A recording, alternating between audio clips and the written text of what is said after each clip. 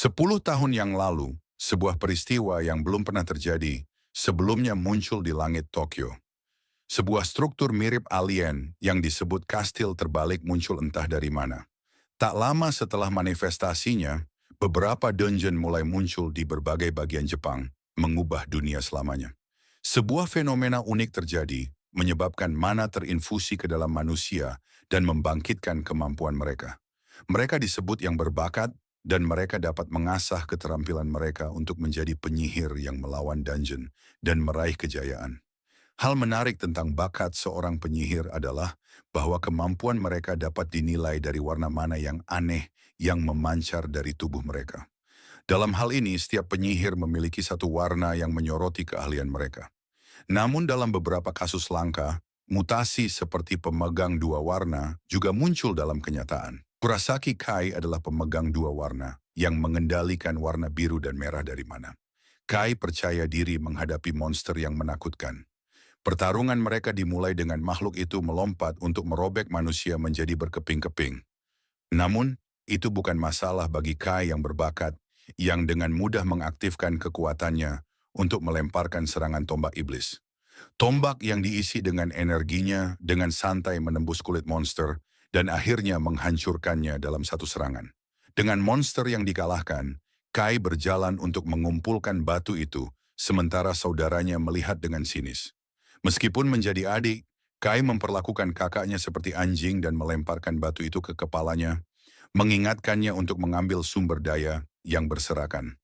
Pada titik ini, Kai sudah mencapai level 89, yang cukup tinggi memberinya gelar Raja Ungu dan mengukuhkan posisinya sebagai salah satu penyihir terkuat yang ada.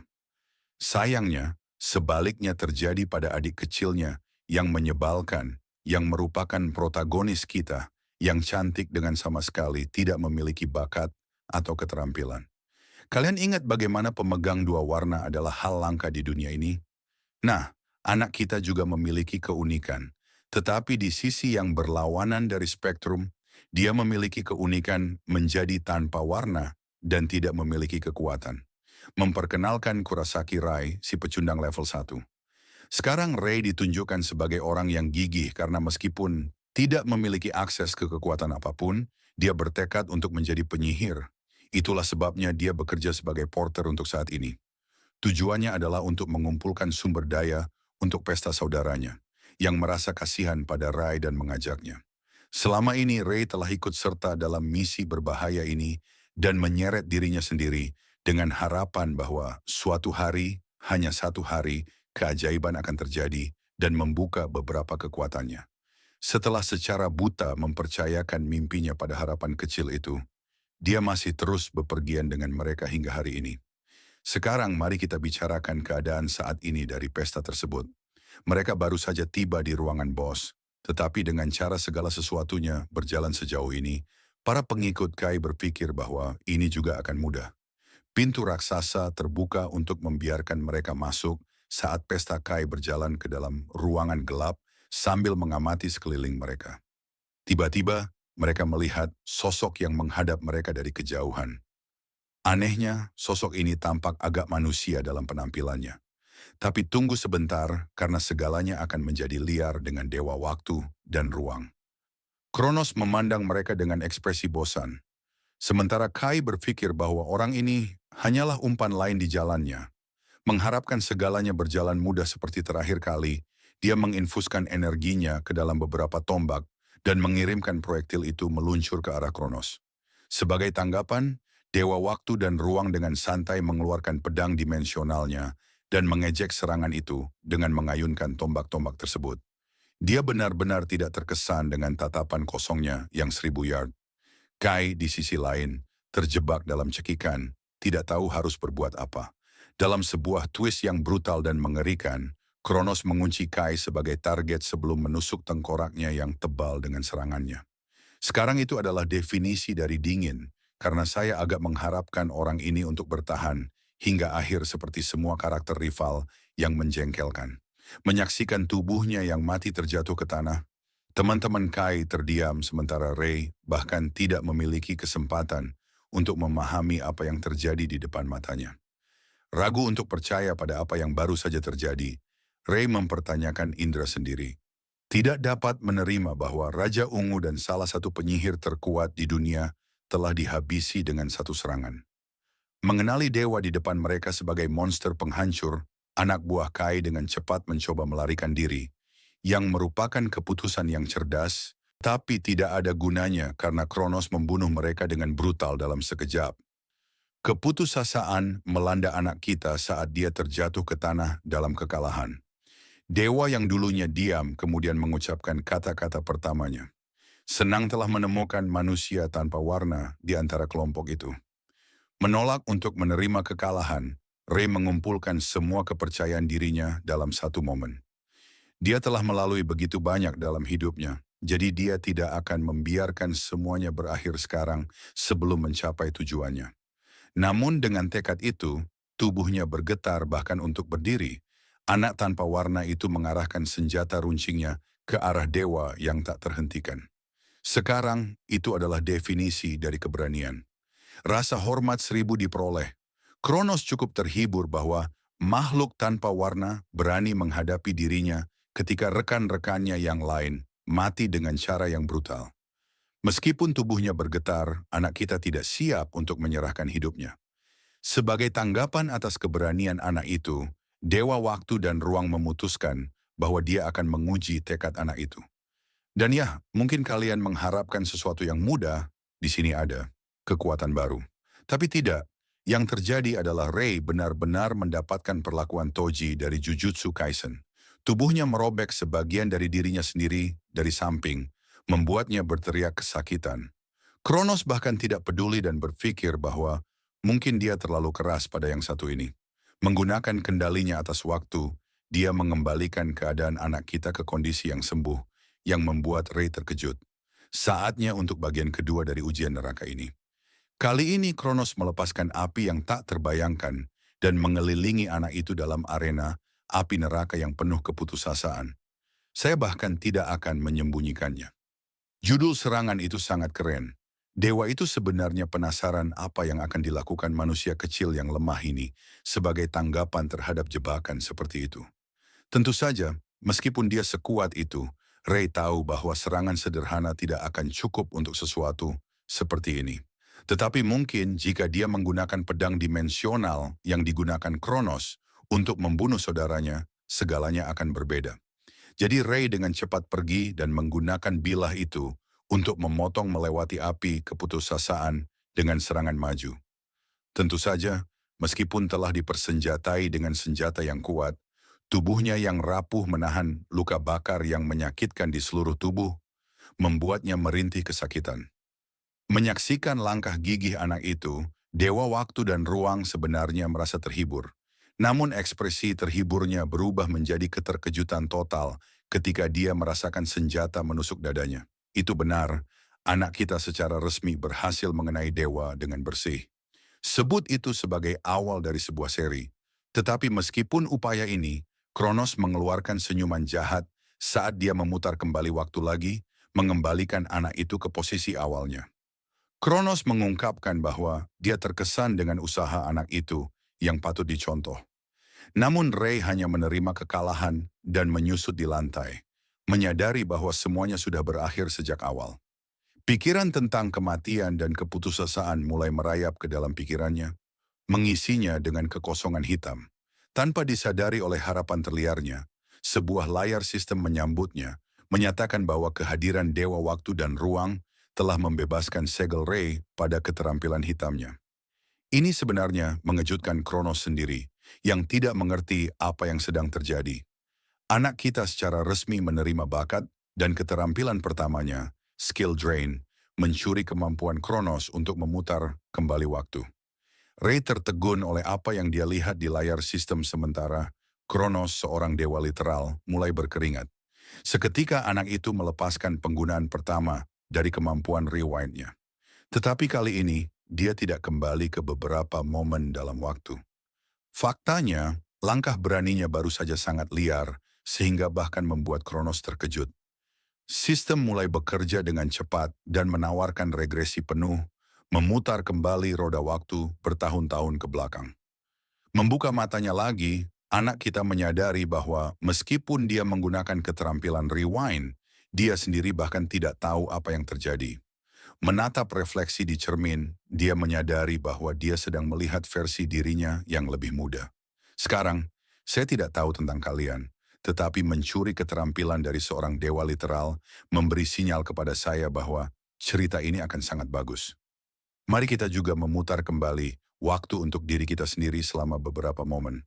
Ketika Ray menggunakan kemampuan itu, seorang pejuang misterius mengungkapkan kepadanya bahwa dia tidak cukup kuat untuk menjatuhkan dewa waktu dan ruang dengan kekuatannya sendiri.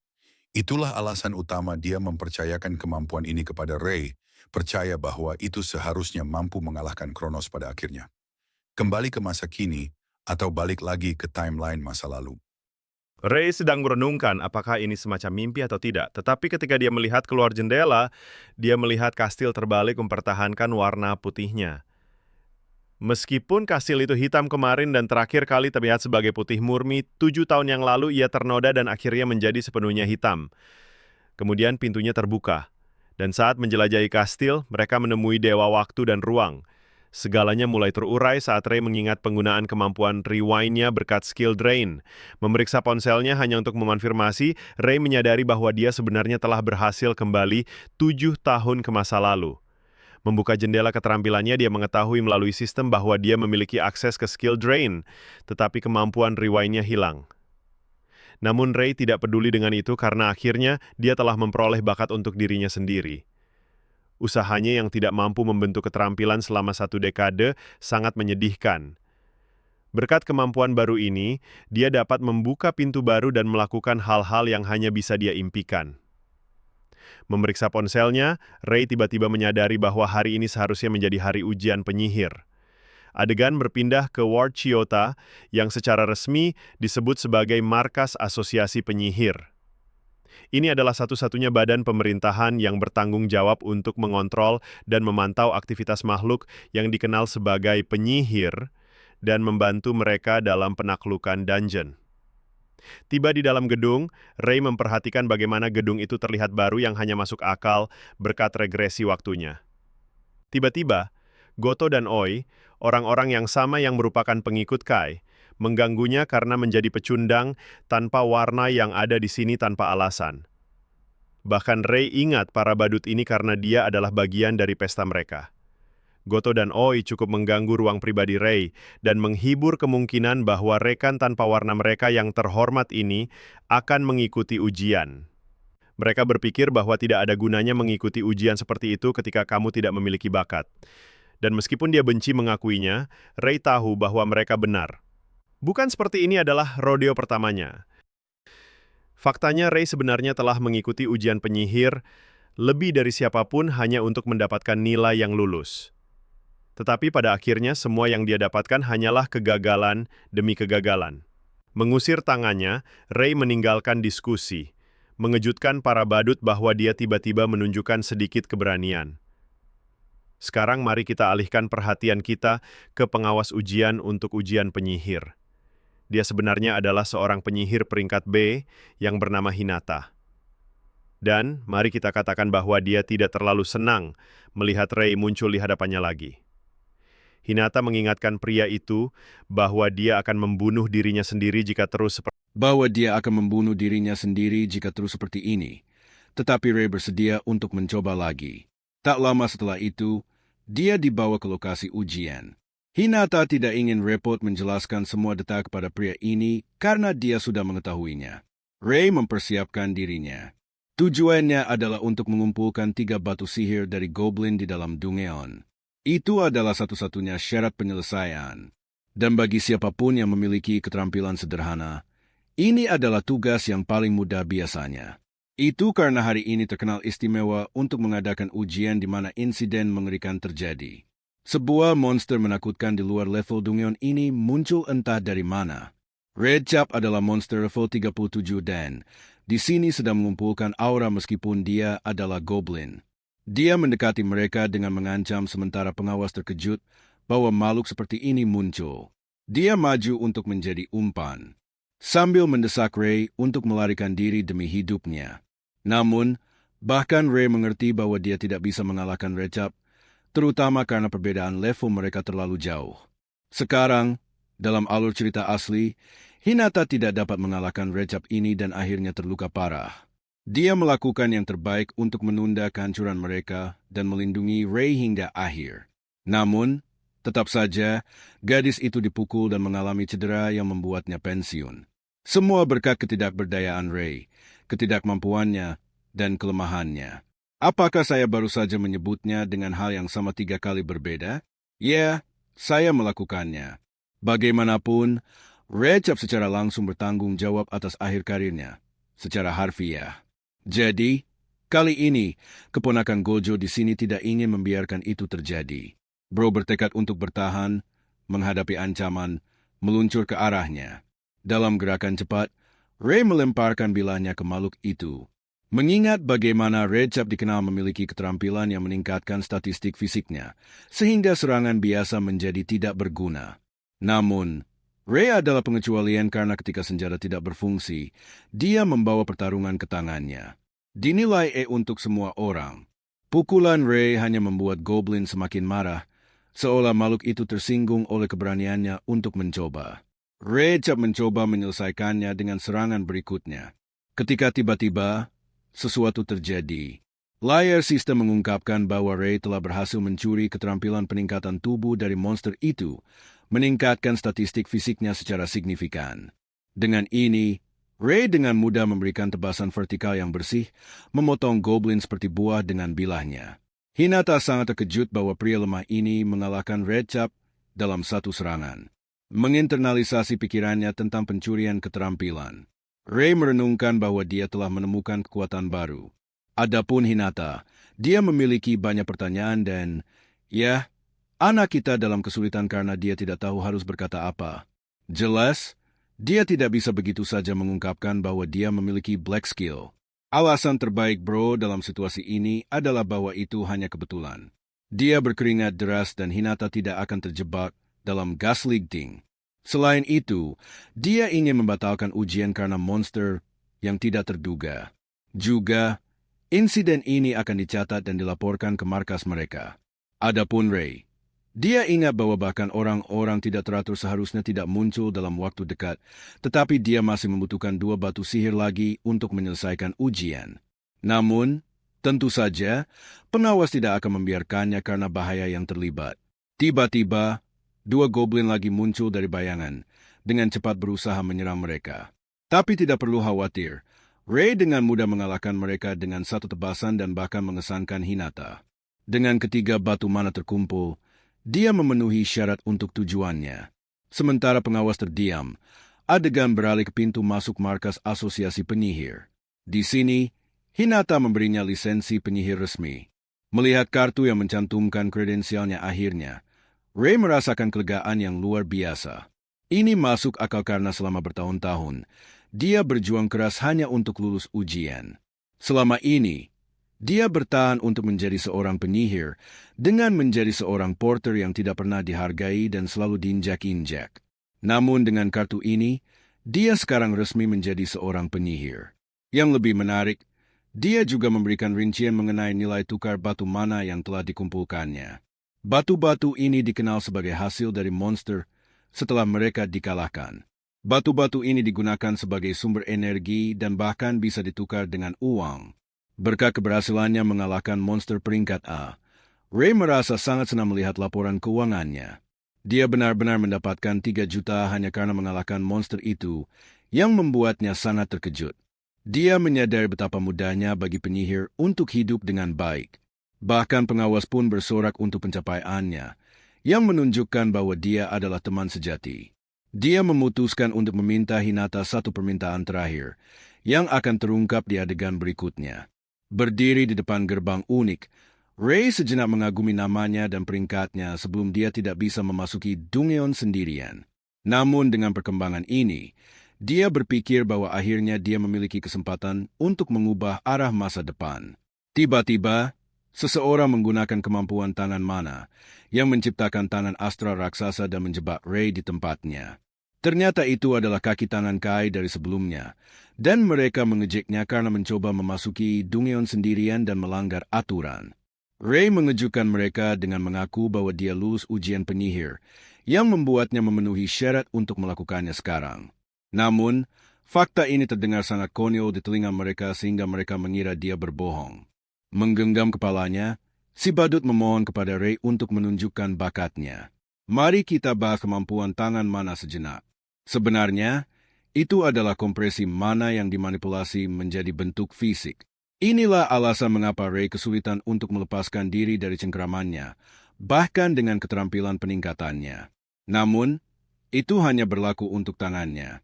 Karena kakinya tidak terikat, dia benar-benar meluncurkan dirinya dengan kecepatan super dan menghantam hidung si badut dengan kepalanya, menyebabkan pendarahan hidung yang langsung. Dengan ini, Ray berhasil mencuri kemampuan itu dan membebaskan dirinya. Meniru lawannya, Ray meluncurkan versi tangan mananya sendiri, menjebak si badut dengan cara yang sama. Mereka tidak percaya bahwa dia mampu membangkitkan bakatnya sendiri. Namun, sementara Ray sibuk menghadapi salah satu dari mereka, orang lainnya menyerang dengan serangan bola api yang sederhana. Untuk mengatasi serangan ini, Ray mengaktifkan keterampilan peningkatan tubuh ekstremnya, memancarkan aura emas yang bersinar saat dia mengayunkan bola api itu. Lawannya tidak dapat memproses apa yang terjadi ketika tiba-tiba Ray meluncurkan pukulan yang mirip dengan yang ada di Dragon Ball Z dan melontarkan pria itu ke dinding. Mereka tidak percaya bahwa pria ini memiliki lebih dari satu keterampilan hingga mereka mencurigainya sebagai pengguna dual color. Namun, Ray dengan lucu membantah mereka dan memunculkan bola api di tangannya. Berkat kontaknya dengan lawan, dia berhasil mencuri keterampilan itu. Mengeluarkan bola merah yang berputar, Ray mengoreksi mereka dengan menyatakan bahwa dia memiliki warna lain di atas itu. Kamu bisa melihat bahwa lawan-lawannya terkejut dengan penemuan keterampilan barunya. Belum lagi, tidak ada yang pernah mendengar tentang pengguna Ari Color sebelumnya. Ray tidak terpengaruh oleh obrolan mereka dan menjawab dengan melemparkan bola api di samping pria itu. Tidak hanya itu, dia juga membebaskan pria lainnya dari belenggu, menanyakan apakah mereka masih ingin bermain-main. Kedua idiot itu saling melirik dan menyadari bahwa ini adalah satu-satunya kesempatan mereka. Mereka melarikan diri seperti pengecut, yang mereka adalah. Masalah sebenarnya adalah saudara Ray karena jika Raja Ungu mengetahui apa yang terjadi, situasinya akan menjadi jauh lebih buruk. Di masa depan, dia selalu menjadi anjing peliharaan yang melayani setiap perintah Kai. Jika kabar tentang Ray yang membangkitkan kekuatan barunya tersebar, Kai pasti akan datang untuk memburunya. Dan karena dia sudah level 50 sekarang, dia masih salah satu penyihir terkuat di sekitar. Selain saudara laki-lakinya, ada banyak hal yang perlu dia khawatirkan. Misalnya, akan ada pembukaan Dungeon dalam waktu dekat. Saat ini, yang terpenting baginya adalah meningkatkan levelnya hingga dia bisa bertahan. Itulah sebabnya Ray menyelam sendirian ke dalam Dungeon untuk meningkatkan levelnya. Ini adalah satu-satunya cara dia bisa mendapatkan keterampilan yang lebih baik dan meningkatkan cadangan mananya untuk mengaktifkannya. Saat berjalan dengan penuh pemikiran, dia terkejut ketika tiba-tiba monster muncul. Makhluk yang mirip boneka ini sebenarnya adalah penyihir api yang berada di level 38. Satu level lebih tinggi dari topi merah yang dia lawan. Karena dia hanya memiliki cukup mana untuk membuat satu bola api saat ini, itulah yang dia lakukan di tangan kirinya. Namun, penyihir api adalah kasus yang berbeda, karena dia dapat dengan mudah menggunakan beberapa bola api. Kekurangan dan kesenjangan keterampilan ini sebenarnya disebabkan oleh perbedaan level. Bola api diluncurkan langsung ke arah Ray yang juga melepaskan bola apinya untuk menghadapinya. Sayangnya, serangannya hanya dapat mengatasi satu bola api lawannya, tetapi sisanya masih harus dihindari. Jadi, dia melakukannya, mendapatkan kembali posisinya dan menilai bahwa pertarungan ini tidak bisa dimenangkan dengan bentrokan langsung. Namun, terlepas dari keadaan, satu hal pasti, tidak peduli seberapa tinggi level lawannya, selalu ada celah yang bisa dimanfaatkan. Jadi, Ray memanfaatkan sepenuhnya dan mendekati penyihir yang tahu bahwa dia akan segera dipukul. Dengan hanya 2 detik tersisa, Ray menghancurkan penyihir api dengan pukulan knockdown ala Mike Tyson. Begitu kontak pertama terjadi, Dia segera mencuri keterampilan bola api dari lawannya, yang juga merupakan satu-satunya metode serangan penyihir itu. Monster itu mencoba menyerangnya lagi, menggerakkan senjatanya untuk melancarkan mantra, tetapi pertarungan ini sudah berakhir dengan Ray yang telah mencuri keterampilan itu, membuatnya mengaktifkannya di sekitar penyihir, membungkus monster itu dalam badai api. Dan dengan itu, penyihir api dikalahkan. Tak lama setelah kekalahannya, Ray naik level 4 kali berturut-turut setelah mengalahkan monster tingkat tinggi. Ini masuk akal baginya bahwa monster yang lebih kuat menjamin lebih banyak poin pengalaman. Dan meskipun biasanya cukup merepotkan untuk menghadapi mereka, pencurian keterampilan adalah cara yang pasti untuk mengalahkan mereka dengan mudah. Kita juga mendapatkan pengungkapan tentang levelnya saat ini. Ray melompat dari level 8 ke 12 dengan satu pertemuan ini. Mempersiapkan diri untuk tugas berat di depannya, dia berencana untuk mencapai level 30 setidaknya di Dungeon ini. Dan begitulah dimulai saat anak kita mengalahkan penyihir api lainnya, Topi Merah, serta prajurit Kadal. Setelah beberapa waktu, dia mendapatkan cukup level untuk naik hingga 27. Namun, tentu saja, semakin sulit untuk naik level dengan kecepatan eksponensial yang sama. Itu berarti untuk mencapai level 30, dia harus menemukan monster yang lebih kuat untuk dibunuh. Jadi, itulah yang dia lakukan dengan menjelajahi bagian terdalam dari Dungeon, ruang bos.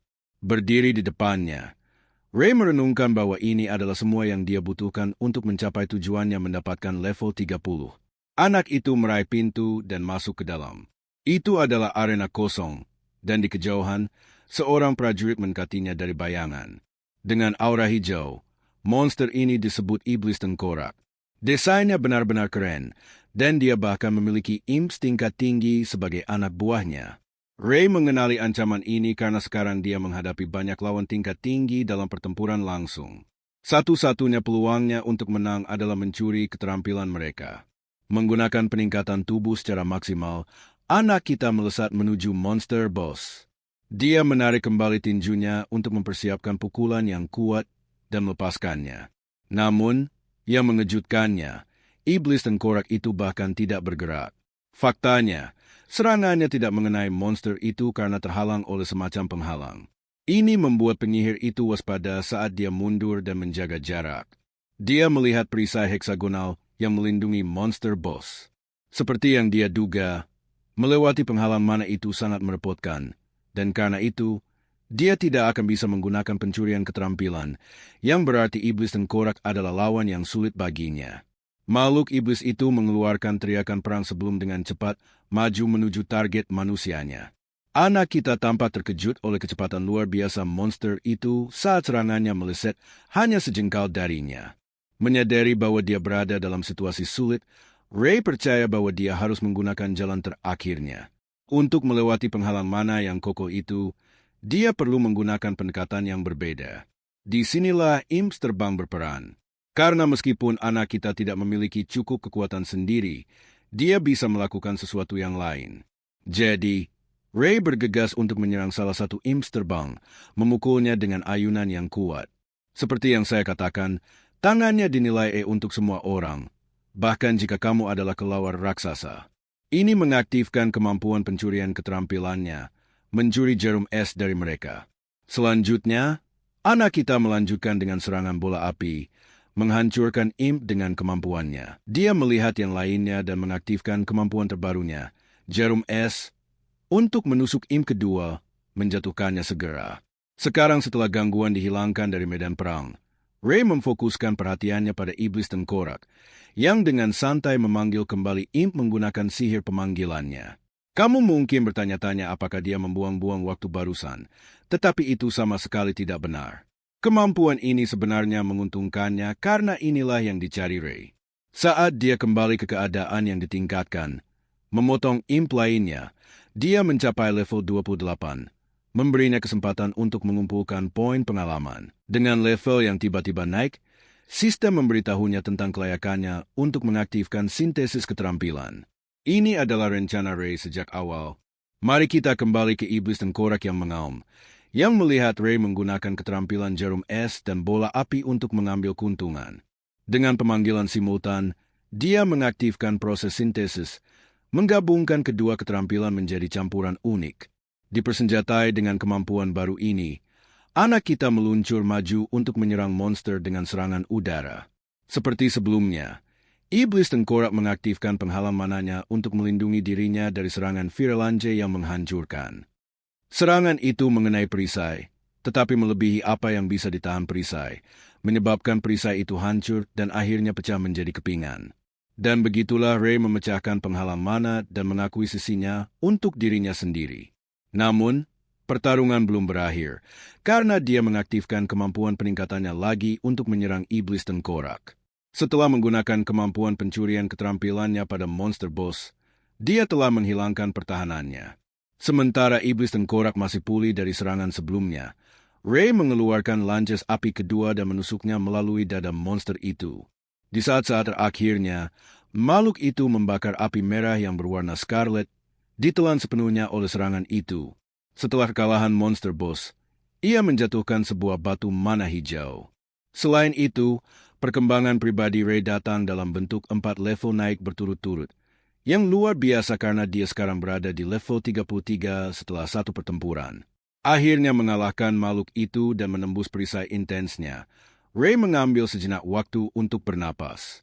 Mengenai proses sintesis keterampilan yang dia gunakan sebelumnya, mari kita luangkan beberapa saat untuk melihat cara kerjanya. Seperti namanya, ini menggunakan keterampilan individu dan menggabungkannya untuk membentuk keterampilan baru yang lebih maju.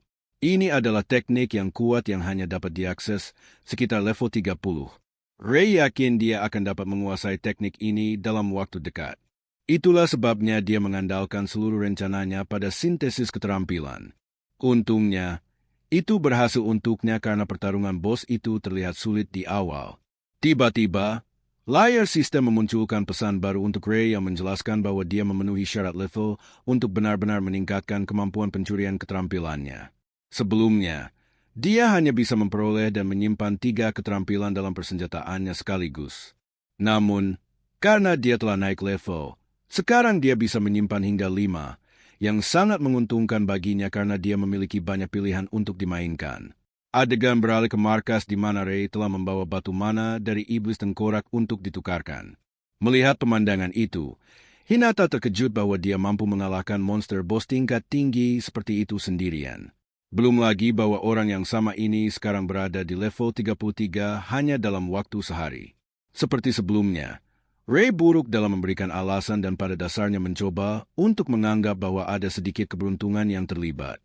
Namun, itu sama saja dengan menemukan $1 miliar di bawah tempat tidurmu. Bahkan Hinata pun berkata, "Bro, berhenti berbohong. Tidak mungkin mengumpulkan sebanyak itu poin pengalaman dalam satu hari." Dia juga memberinya kabar baik. Karena dia telah melewati level 30, dia memenuhi syarat untuk dinilai sebagai penyihir peringkat B tanpa syarat yang mengikatnya. Nah, percakapan berjalan lancar jika bukan karena suara yang familiar datang dari belakang. Seluruh tubuh Ray membeku ketika dia mendengar obrolan sombong saudaranya masuk ke telinganya. Kai menolak untuk percaya bahwa saudara loser ini adalah penyihir peringkat B yang sebenarnya. Percaya bahwa itu pasti semacam kebetulan atau kesalahan dari para pengawas. Hanya dengan berada di dekat Kai, Ray berkeringat deras karena dia benar-benar ingin menghindari bertemu dengannya sampai jauh kemudian. Hinata juga terkejut melihatnya sementara Raja Ungu itu mengoceh tentang bagaimana saudaranya yang payah bahkan tidak bisa menggunakan satu keterampilan pun meskipun hidupnya bergantung padanya. Itulah yang dimaksud dengan menjadi orang tanpa warna. Jadi, fakta bahwa orang yang sama ini berakhir sebagai penyihir peringkat B sangat konyol di depan Kai. Bagaimanapun, Hinata yang merupakan pendukung sejati anak kita sejak hari pertama sebenarnya mendukung Ray dan membelanya, menyatakan bahwa dia mengalahkan baik Red Cap maupun Iblis Tengkorak sendirian. Pengungkapan ini membuat Kai segera mengalihkan perhatiannya kepada Ray dengan tatapan skeptis dan serius. Mengalirkan aura ungunya, dia mempertanyakan apakah adik kecilnya benar-benar sekompeten itu. Sekarang, lebih dari itu, bajingan gila ini menguatkan pukulan dan benar-benar menyerang Ray di tempat. Kekuatan pukulan itu cukup untuk mengguncang ruangan. Ketika debu mereda, kita melihat akibatnya. Pukulan Kai tidak bisa mencapai Ray, tetapi itu menghancurkan sebagian dari penghalang mananya. Sebagai balasannya, Ray yang percaya diri menatap tajam saudaranya dan mengkritik pendekatannya yang sembrono. Melihat keduanya siap untuk bertarung di tempat seperti ini membuat pengawas merasa tegang. Raja Ungu menyadari bahwa saudaranya akhirnya telah membangkitkan kekuatannya yang sangat mengejutkannya. Semua rumor ternyata benar, yang mana Ray setuju dan mengonfirmasi. Menarik kembali pukulannya, Kai berargumen bahwa meskipun dia telah memperoleh keterampilan, itu tidak akan membuat perbedaan dan dia seharusnya tidak merasa percaya diri hanya berdasarkan itu. Setelah semua itu, dia akan menjadi ujian terakhir bagi Ray. Pada dasarnya menyatakan dirinya sebagai musuh saudaranya sendiri. Dari tampaknya, Hinata benar-benar khawatir bahwa orang ini akan meluncurkan serangan lain tepat di dalam markas. Tapi untungnya, meskipun badut berambut ungu ini gila, dia tidak melangkah sejauh itu. Sebaliknya, Kai berargumen bahwa dia tidak akan kesulitan menghadapi saudaranya, bahkan jika Ray adalah penyihir peringkat B yang sebenarnya. Dia juga menuduh Ray telah curang untuk mencapai posisinya sekarang, percaya bahwa pasti ada tipu daya yang terlibat. Namun, ini hanyalah provokasi agar Ray menerima tantangannya untuk bertarung. Ray tahu bahwa jika dia menolak saudaranya di sini, situasinya akan semakin kacau di kemudian hari. Itulah sebabnya, meskipun ada perbedaan level, dia menatap mata Kai dengan tekad dan menerima tantangannya, sesuatu yang tidak diharapkan saudaranya sama sekali. Begitu banyak sehingga itu membuat Raja Ungu frustrasi. Adegan beralih ke arena markas Asosiasi Penyihir, tempat yang lebih cocok untuk pertarungan mereka. Berdiri melawan lawan yang kuat, Ray mengumpulkan pikirannya, percaya bahwa satu cara strategis untuk menghadapi seseorang yang lebih kuat adalah selalu waspada terhadap sumber daya yang ada. Misalnya, perbedaan mana memainkan peran besar. Itulah sebabnya dia tidak bisa mengambil risiko menurunkan kewaspadaannya dalam pertarungan ini, bahkan untuk sesaat. Masalahnya adalah dia hanya level 30, jadi sebaiknya dia hanya memiliki sumber daya mana untuk mengaktifkan 3 keterampilan sekaligus. Namun, Kai, orang itu berada di level 50 dan kapasitas kombonya bisa mencapai 5 keterampilan, memberinya keunggulan alami dalam pertarungan mereka. Itu berarti pertarungan ini tidak bisa dilakukan secara langsung karena Ray benar-benar tidak bisa mengalahkan cadangan mana saudaranya tanpa menghabiskan miliknya terlebih dahulu. Oleh karena itu, pendekatannya adalah mencoba menutup kesenjangan mereka dengan cara lain. Sekarang, Kai terkejut melihat bahwa saudaranya mengendalikan bukan hanya 2, tetapi 3 keterampilan sekaligus. Namun, alih-alih putus asa, senyum terukir di wajahnya seolah-olah itu tidak masalah sama sekali. Kai mengaktifkan bola api tepat saat lawannya mendekat, mengirim Ray terbang akibat dampaknya. Inilah bagian yang bahkan Ray tidak bisa pahami. Satu bola api di akhir itu mampu menyamai virulence-nya dan bahkan mengalahkannya, yang seharusnya tidak mungkin. Kai yang sombong akhirnya mengerti mengapa saudaranya begitu percaya diri dalam pertarungan ini.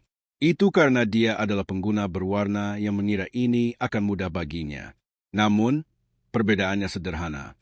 Level mereka terlalu berbeda satu sama lain. Dan sekarang giliran Kai untuk mengalahkan Ray. Jadi, dia melemparkan banyak bola api ke arahnya.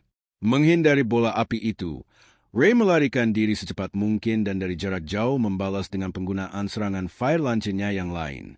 Saya harus mengatakan, meskipun ceritanya sederhana, saya menyukai gaya seni yang digunakan untuk menunjukkan berbagai kemampuan. Bagaimanapun, Raja Ungu tidak sedikit pun terintimidasi dan hanya membalas serangan itu dengan keterampilan bola apinya. Sekali lagi, satu bola api itu menghancurkan fire launcher Ray dan memiliki cukup energi untuk menuju ke arahnya. Untungnya, Ray mengaktifkan penghalamanannya untuk memblokir serangan itu. Namun, inilah twistnya. Bahkan penghalamanannya tidak cukup untuk menahan serangan bola api sederhana Kai. Itu menghancurkan perisai saat terkena dampak dan mengirim Ray terbang kembali karena kejutan. Dari tampaknya pertarungan ini, saudaranya terus-menerus mengalahkannya tanpa mengeluarkan usaha. Ray berada dalam situasi serius karena semua keterampilannya sejauh ini terbukti tidak berguna. Melihat bahwa kemenangannya hampir pasti, Kai menawarkan saudaranya kesempatan untuk dimaafkan. Yang dia inginkan hanyalah Ray mempermalukan dirinya dengan berlutut di depannya dan mengakui bahwa dia salah karena menantangnya dalam pertarungan. Menginternalisasi frustrasinya, Ray merenungkan bahwa situasinya sulit karena dia tidak bisa melakukan banyak hal tentang keterampilannya atau cadangan mananya. Pikiran putus asa untuk menyerah menyambut tubuhnya, tetapi kemudian dia teringat kehidupan yang sudah dia jalani 10 tahun ke depan. Dia tidak lebih dari sekadar budak bagi saudaranya yang gila. Itu saja sudah memberinya cukup motivasi untuk melanjutkan pertarungan dan bertahan. Jadi, dia menolak untuk memenuhi permintaan Kai. Mendengar itu, Raja Ungu menjadi marah. Saudara yang sama yang tidak berwarna dan lemah itu sekarang berdiri melawan dirinya. Memutuskan untuk mengeluarkan semua kemampuannya, Kai meluncurkan teknik overclock-nya, memperkuat keterampilan bola apinya ke tingkat yang tak terbayangkan dengan mengorbankan mananya. Menggenggam bola api di tangannya, Kai menunjukkan kekuatan sejati seorang raja. 10 bola api muncul mengelilinginya, memungkinkannya untuk mengalahkan lawan manapun di jalannya. Melihat teknik itu, Ray memahami bahwa kekuatan yang sama inilah yang membuat saudaranya menjadi salah satu penyihir terkuat di dunia. Dibandingkan dengan raja lainnya, dia memiliki kapasitas untuk menghabiskan banyak mana dalam satu titik sebagai bakat khususnya. Namun, meskipun berdiri di ambang kekalahan, Ray mengaku bahwa dia sudah menunggu Kai mengaktifkan keterampilan itu. Pengumuman mendadak Ray diikuti oleh gerakan percaya dirinya ke depan. Dia berlari menuju bahaya yang kebanyakan penyihir akan hindari.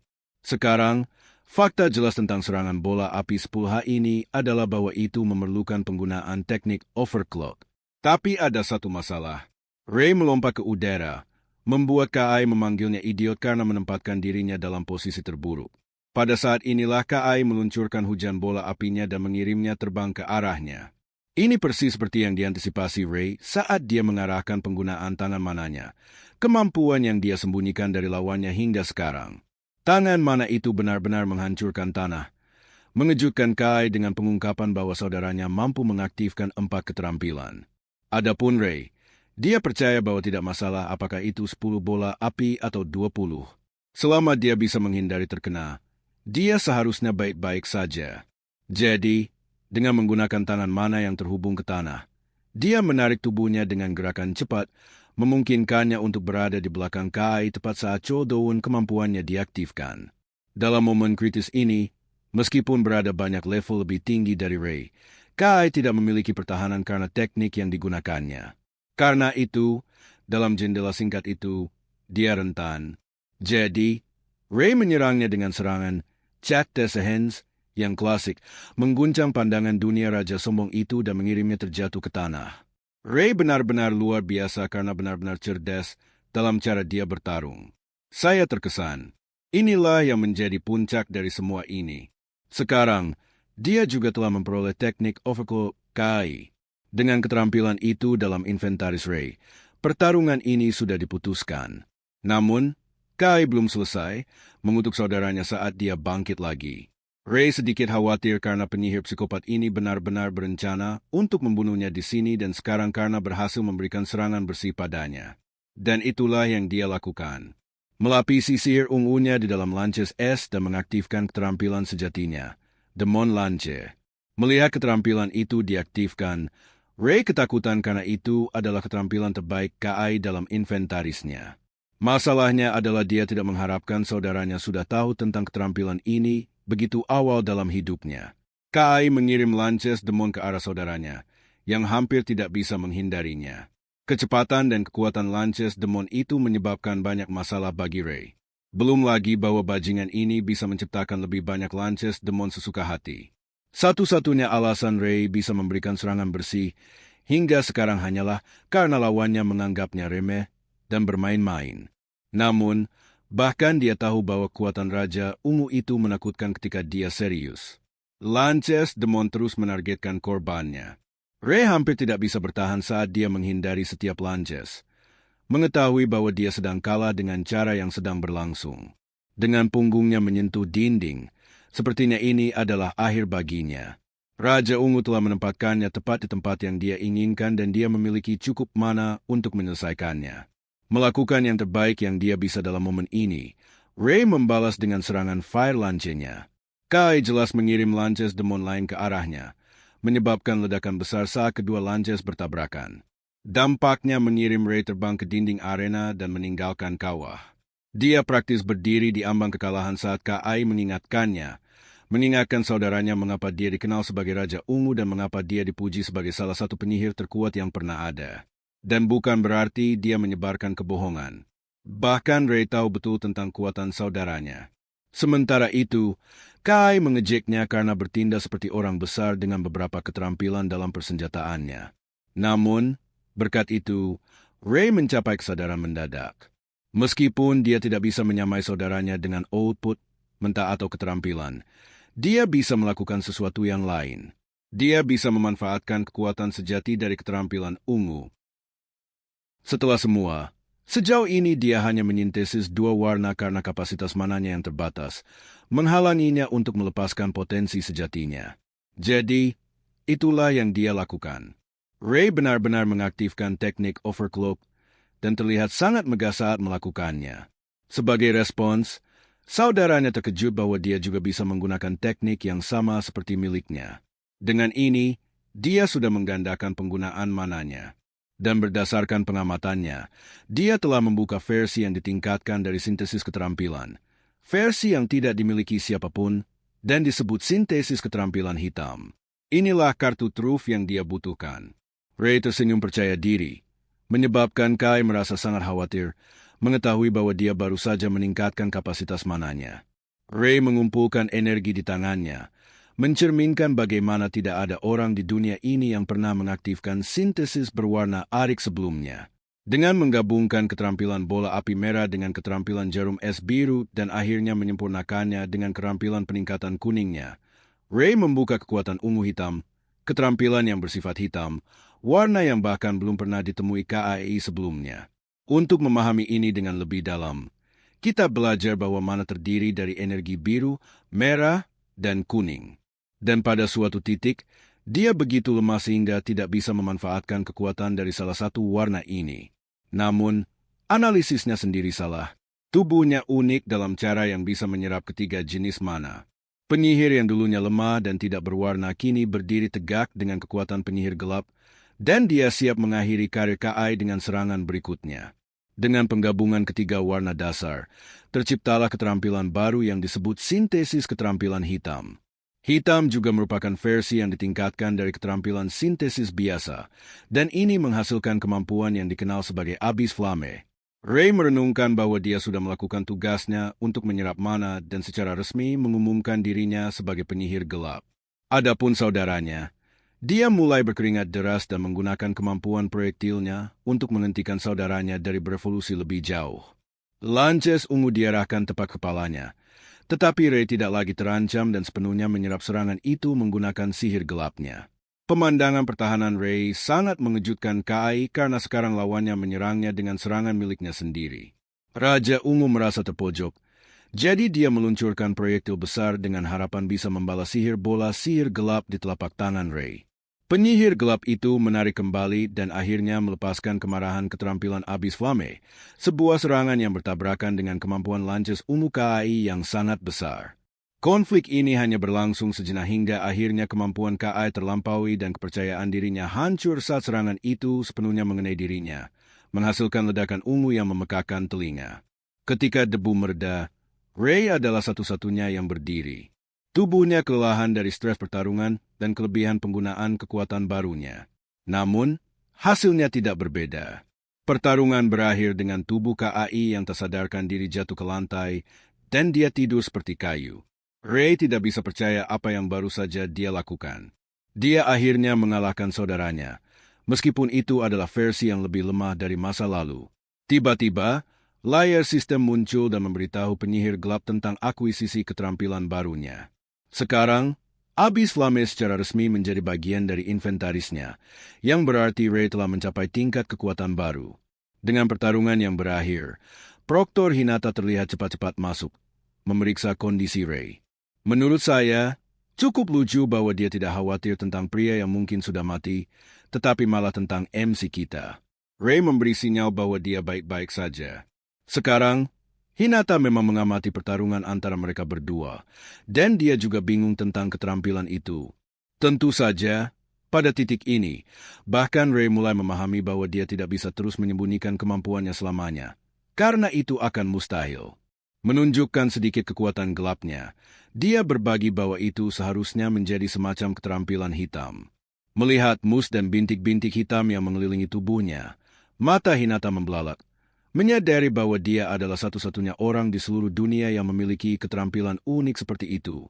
Karena ini sudah resmi, Ray ingin tahu apakah dia harus melaporkan keterampilan uniknya kepada asosiasi secara publik, karena dia lebih suka masalah ini tetap rahasia dan tidak membuat keributan di dunia.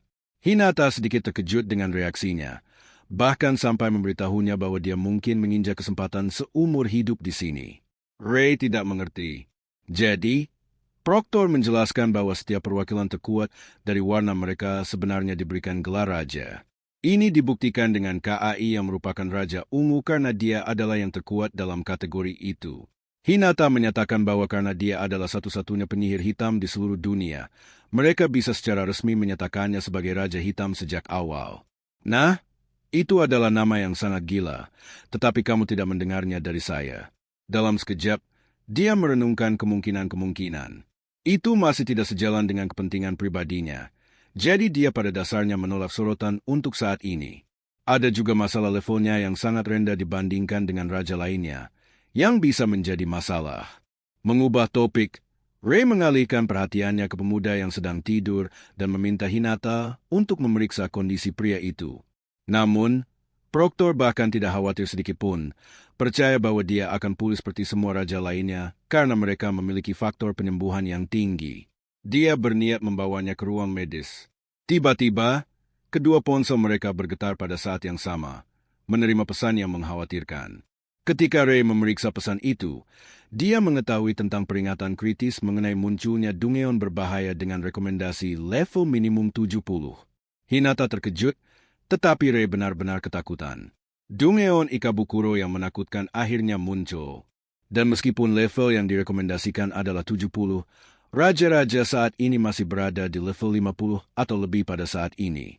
Dalam garis waktu asli, pada minggu pertama, semua raja dengan putus asa menemukan betapa lemahnya mereka sebenarnya. Itu sebenarnya salah satu alasan mengapa Dungeon Ikabukuro unik karena ditinggalkan untuk sementara waktu. Namun, itulah yang mengakibatkan dimulainya tragedi pembantaian saat monster-monster menakutkan berwarna merah mulai muncul dari Dungeon. Fenomena ini dikenal sebagai keruntuhan Dungeon, yang dapat dimengerti terjadi ketika Dungeon tidak diselesaikan dalam jangka waktu tertentu setelah kemunculannya. Tentu saja, bahkan pada titik awal cerita ini, mereka sama sekali tidak memiliki petunjuk bahwa sesuatu seperti keruntuhan Dungeon bisa terjadi. Mereka tidak tahu bahwa Dungeon didasarkan pada batas waktu dan bahwa monster berkumpul di luar jika dibiarkan. Dungeon Ikabukuro menjadi yang pertama dari jenisnya, diklasifikasikan sebagai keruntuhan Dungeon pertama dan pecah dalam garis waktu asli dan mengakibatkan banyak korban jiwa. Tokyo sepenuhnya dilanda monster tingkat tinggi yang mengamuk dan meninggalkan lautan darah di belakang mereka saat hanya beberapa orang yang berhasil selamat. Namun kali ini, Ray bertekad untuk menghentikan tragedi mengerikan ini agar tidak terjadi lagi karena dia menganggapnya sebagai tanggung jawab pribadi untuk menghentikan keruntuhan Dungeon. Penyihir hitam itu menyatakan kepada Hinata bahwa dia akan menaklukkan Dungeon secara mandiri. Sebuah pernyataan yang terdengar mengkhawatirkan bagi Proctor yang percaya itu terlalu berbahaya, bahkan dengan keterampilannya yang dipertimbangkan. Selain itu, hanya penyihir peringkat A yang diizinkan mengakses Dungeon dengan level rekomendasi tinggi seperti ini. Nah, beruntungnya dia memiliki banyak waktu sebelum keruntuhan Dungeon secara resmi terjadi. Mengetahui bahwa ujian evaluasi peringkat A berikutnya akan berlangsung dalam waktu seminggu, Ray menyatakan bahwa dia akan terbang ke puncak peringkat A dengan hasilnya di ujian mendatang.